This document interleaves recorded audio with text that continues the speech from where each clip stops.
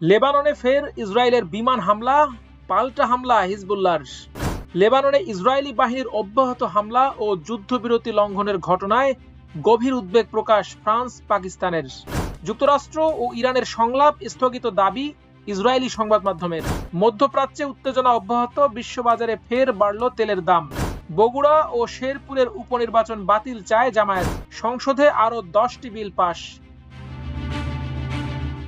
পাকিস্তানের মধ্যস্থতায় যুদ্ধবিরতির পর যুক্তরাষ্ট্র ও ইরানের মধ্যে বৈঠক শুরুর আগ মুহূর্তে আবারও লেবাননে হামলা চালিয়েছে দখলদার ইসরায়েল। শুক্রবার ভোরের পর থেকে লেবাননের সারাফান্দ শহরটিতে 2 দফা বিমান হামলা চালিয়েছে ইসরায়েলি বাহিনী। এছাড়া আল বেইশারিয়া উপকণ্ঠে অবস্থিত খিরবাত আল দোয়ায়ের এলাকাতেও ইসরায়েলি বাহিনী হামলা চালিয়েছে বলে সংবাদ প্রকাশ করেছে লেবাননের সরকারি সংবাদ সংস্থা ন্যাশনাল নিউজ এজেন্সি। অন্যদিকে লেবাননের সশস্ত্র গোষ্ঠী হিজবুল্লাহ জানিয়েছে তারা উত্তর ইসরায়েলের একাধিক লক্ষ্যবস্তুতে লক্ষ্য করে রকেট হামলা চালিয়েছে। গোষ্ঠীটির দাবি তাদের যোদ্ধারা কিরিয়াত শমোনা, মেতুলা ও মিসগাভ আম এলাকায় রকেট হামলা চালিয়েছে। শুক্রবার ভোরে টেলিগ্রামে প্রকাশিত এক বিবৃতিতে হিজবুল্লাহ জানায় দেশ ও জনগণের বিরুদ্ধে ইসরায়েল ও আমেরিকার আগ্রাসন বন্ধ না হওয়া পর্যন্ত এ ধরনের হামলা অব্যাহত থাকবে। এছাড়াও ইসরায়েলের উত্তরাঞ্চলের হুলা ভ্যালির কিরিয়াত শমোনা এলাকায় সাইরেন বেজে উঠেছে। লেবানন থেকে রকেট নিক্ষেপের পর এই সতর্ক বার্তা জারি করেছে ইসরায়েলের হোম ফ্রন্ট কমান্ড। লেবাননে ইসরায়েলি বাহিনীর অব্যাহত হামলা ও যুদ্ধবিরতি লঙ্ঘনের ঘটনায় উদ্বেগ প্রকাশ করেছে ফ্রান্স ও পাকিস্তান। শুক্রবার সকালে পাকিস্তানের উপপ্রধানমন্ত্রী ও পররাষ্ট্রমন্ত্রী ইসহাক দারের সঙ্গে ফ্রান্সের পররাষ্ট্রমন্ত্রী জন-ওয়েল বারোটের এক ফোন আলাপে এই উদ্বেগের কথা জানানো হয়। পাকিস্তানের পররাষ্ট্র মন্ত্রণালয়ের এক বিবৃতিতে বলা হয়েছে দুই দেশের পররাষ্ট্রমন্ত্রী লেবাননে চলমান অস্থিরতা নিরসনে ঘোষিত যুদ্ধবিরতির পূর্ণ বাস্তবায়ন ও সম্মানের উপর গুরুত্ব আরোপ করেছেন। যুক্তরাষ্ট্র ও ইরানের মধ্যে সাম্প্রতিক যুদ্ধবিরতি চুক্তিতে পাকিস্তান মধ্যস্থতাকারীর ভূমিকা পালন করছিল। ইসলামাবাদের দাবি এই চুক্তির আওতায় লেবানন অন্তর্ভুক্ত। ফ্রান্সও শুরু থেকেই লেবাননকে এই যুদ্ধবিরতির অংশ করার পক্ষে অবস্থান নিয়েছে।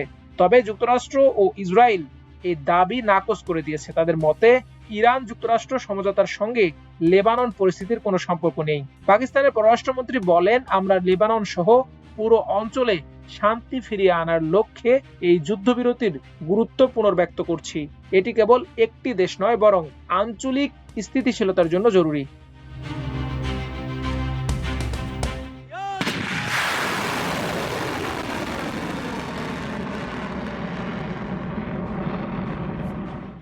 চলমান যুদ্ধবিরতিতে আজ পাকিস্তানের রাজধানী ইসলামাবাদে যুক্তরাষ্ট্রের সাথে শান্তি আলোচনায় বসার কথা ছিল ইরানের। তবে শেষ মুহূর্তে এসে ইরানের কঠোর সিদ্ধান্তে স্থগিত হলো শান্তি আলোচনা।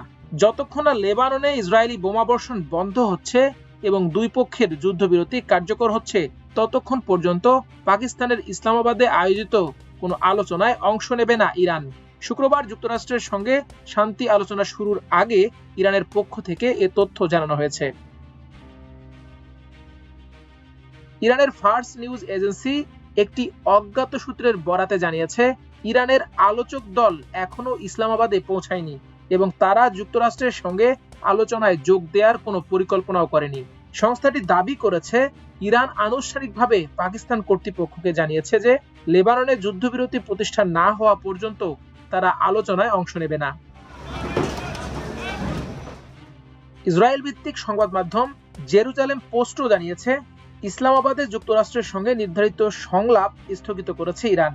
ইসরায়েলি সংবাদ মাধ্যম কানের বরাত দিয়ে জেরুজালেম পোস্টের প্রতিবেদনে বলা হয়েছে যুক্তরাষ্ট্র ও ইসরায়েলের সঙ্গে ইরানের চলমান যুদ্ধবিরতিতে লেবাননকেও অন্তর্ভুক্ত করতে চায় তেহরান। লেবাননের সরকারি কর্মকর্তারাও ইসরায়েলের সঙ্গে যুদ্ধবিরতি সংলাপে আসার জন্য প্রস্তুত।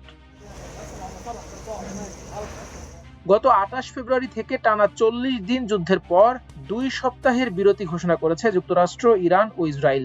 এই বিরতিকে দীর্ঘ যুদ্ধাবসানের দিকে নিয়ে যেতে আজ শুক্রবার পাকিস্তানের রাজধানী ইসলামাবাদে সংলাপে বসার কথা ছিল যুক্তরাষ্ট্র ও ইরানের সরকারি প্রতিনিধিদের। গতকাল বৃহস্পতিবার পাকিস্তানে নিযুক্ত ইরানি রাষ্ট্রদূত রেজা আমিরি মোঘাদাম সামাজিক যোগাযোগ মাধ্যম এক্সে এক পোস্টে জানিয়েছিলেন বৃহস্পতিবার রাতেই ইসলামাবাদের পথে রওনা হচ্ছেন ইরানি প্রতিনিধি দল, তবে তিনি পরে পোস্টটি মুছে ফেলেছেন।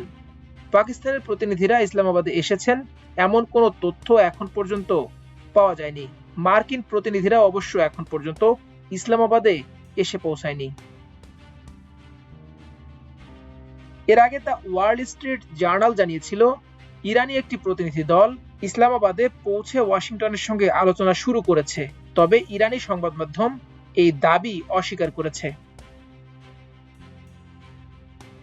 ইরানের পররাষ্ট্র মন্ত্রণালয়ের মুখপাত্র ইসমাইল বাঘি বলেছেন, যুদ্ধ বন্ধে যে কোনো আলোচনা যুক্তরাষ্ট্রের প্রতিশ্রুতি পালনের উপর নির্ভর করবে, বিশেষ করে লেবানন সহ সব ফ্রন্টে। গত 7 এপ্রিল যুক্তরাষ্ট্র ও ইরান যুদ্ধবিরতি ঘোষণা করার পরের দিন 8 এপ্রিল লেবাননে ভয়াবহ বিমান হামলা চালায় ইসরায়েল। এতে সেখানে নিহত হন 254 জন, আহত হন আরো প্রায় 1000 মানুষ। নিহত এবং আহতদের বেশিরভাগই বেসামরিক নাগরিক।